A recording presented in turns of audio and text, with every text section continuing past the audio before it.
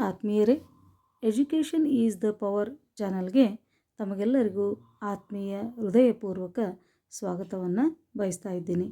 ಬನ್ನಿ, ಈ ವಿಡಿಯೋದಲ್ಲಿ ಇವತ್ತು ನಾವು ಸಾಮಾಜಿಕ ಮತ್ತು ಧಾರ್ಮಿಕ ಸುಧಾರಣಾ ಚಳವಳಿಗಳ ಪಾಠದಲ್ಲಿ ಬರ್ತಕ್ಕಂಥ 3 ಮತ್ತು 4 ಅಂಕದ ಅತಿ ಸಂಭವನೀಯ ಬಹುಮುಖ್ಯವಾದ ಪ್ರಶ್ನೋತ್ತರಗಳನ್ನು ನೋಡೋಣ.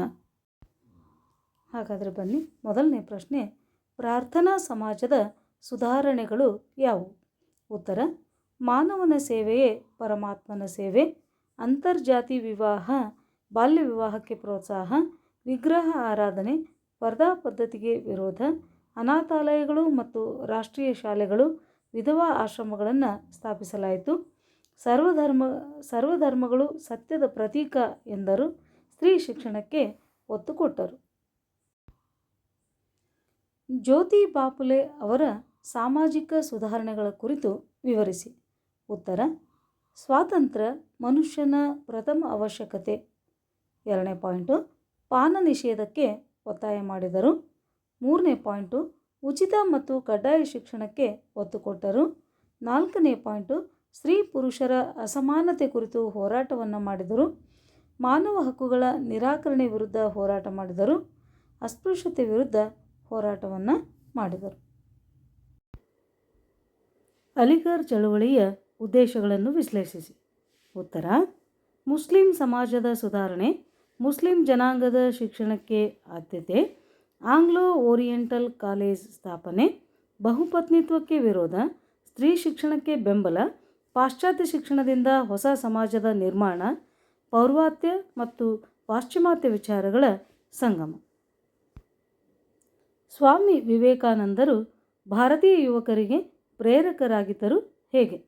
ಉತ್ತರ: ಸರ್ವಧರ್ಮ ಸಮನ್ವಯ ತತ್ವ, ಹಿಂದೂ ಧರ್ಮದ ಸಾರವನ್ನು ಜಗತ್ತಿಗೆ ಸಾರಿದರು, ಸಮಾಜಕ್ಕೆ ಶೋಷಣೆ ಮುಕ್ತ ರೂಪವನ್ನು ಕೊಡಲು ಪ್ರಯತ್ನಿಸಿದರು, ಚಿಕಾಗೋ ವಿಶ್ವಧರ್ಮ ಸಮ್ಮೇಳನದಲ್ಲಿ ಭಾರತದ ಹಿರಿಮೆಯನ್ನು ಜಗತ್ತಿಗೆ ಸಾರಿದರು. ಶಿಕ್ಷಣ ಮತ್ತು ಸಮಾಜ ಸೇವೆಗೆ ಪ್ರಾಧಾನ್ಯತೆಯನ್ನು ನೀಡಿದರು. ಜಾತಿ ವ್ಯವಸ್ಥೆಯನ್ನು ಖಂಡಿಸಿದರು. ಸಕಲ ಧರ್ಮಗಳಿಗೂ ಗೌರವವನ್ನು ನೀಡಿದರು. ಶಿಕ್ಷಣದ ಮೂಲಕ ಸಮಾಜವನ್ನು ತಿದ್ದುವಂತಹ ಪ್ರಯತ್ನವನ್ನು ಮಾಡಿದರು. ಈ ರೀತಿ ಸ್ವಾಮಿ ವಿವೇಕಾನಂದರು ಯುವಕರಿಗೆ ಪ್ರೇರಕರಾಗಿದ್ದರು. ತಮ್ಮ ಸಮಾಜದ ಮೂಲಕ ಸಮಾಜವನ್ನು ತಿದ್ದುವಂಥ ಪ್ರಯತ್ನವನ್ನು ಮಾಡಿದರು ಅಂತ ಹೇಳ್ಬೋದು. ಮತ್ತೊಂದು ಪ್ರಶ್ನೆ, ಬ್ರಹ್ಮ ಸಮಾಜದ ಬೋಧನೆಗಳು ಯಾವುವು?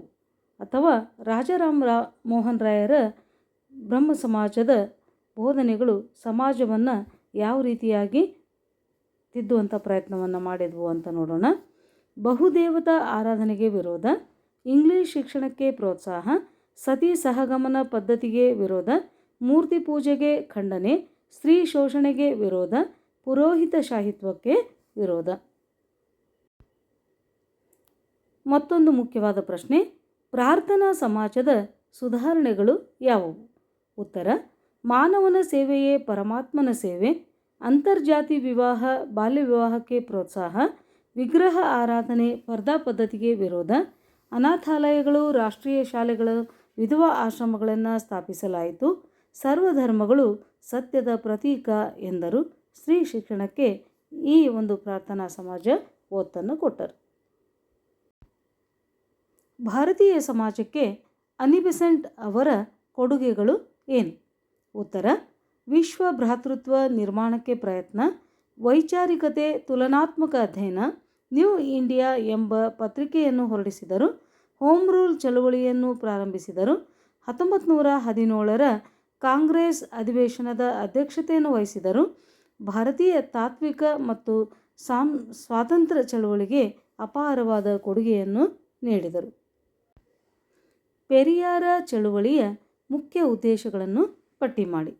ಉತ್ತರ: ಇದೊಂದು ಬ್ರಾಹ್ಮಣೇತರ ಚಳುವಳಿ, ಆತ್ಮಗೌರವ ಚಳುವಳಿಯ ಆರಂಭ, ದ್ರಾವಿಡ ಕಳಗಂ ಸಂಘಟನೆಯ ಸ್ಥಾಪನೆ, ಸರ್ಕಾರಿ ರಂಗದಲ್ಲಿನ ಪ್ರಾತಿನಿಧ್ಯಕ್ಕಾಗಿ ಹೋರಾಟ, ರಿವೋಲ್ಟ್ ಪತ್ರಿಕೆ ಹುಟ್ಟುಹಾಕಿದರು, ಸರ್ವಧರ್ಮ ಸಹಿಷ್ಣುತ ಸಮಾಜದ ನಿರ್ಮಾಣದ ಉದ್ದೇಶ.